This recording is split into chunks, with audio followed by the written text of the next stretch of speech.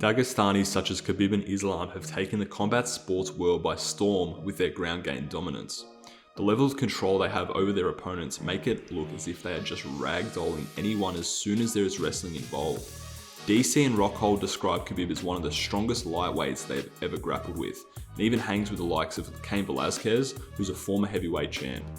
Now, there's no doubt decades of experience and technical proficiency plays a huge role in their strength on the ground. What if I showed you training methods you can implement in order to build an anaconda-like submission squeeze, improve your MMA grip strength, as well as take your grappling strength and conditioning to the next level? What I'm going to do is teach you how to improve something called isometric grip strength. Grappling has bouts of explosive efforts. However, when controlling an opponent, we apply a force where we aren't moving through a lot of range, but we are constantly contracting our muscles to ensure the opponent is immobilized.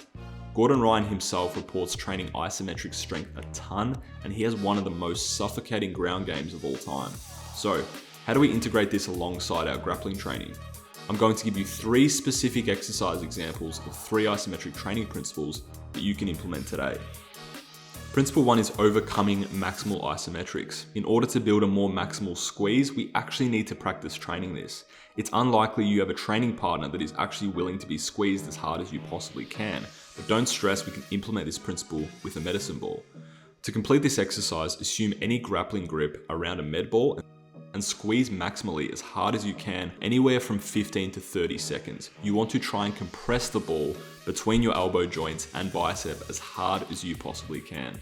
This can also be paired nicely with a max strength exercise, as completing an overcoming isometric helps fire your nervous system and prepare it for maximal strength outputs. Principle 2 is heavy loaded pulling. In order to build our isometric squeeze effectively, increasing our maximal strength outputs of the back, biceps, and upper body is an essential component.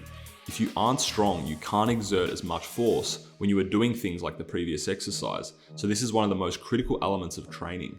A staple is a weighted chin-up, which you can also blend with an isometric. Completing these weighted once you are strong enough to within the 6 to 8 rep range, and coupling it with an isometric at the top of the chin-up at 90 degrees is a great way to build isometric strength as well as maximal strength outputs.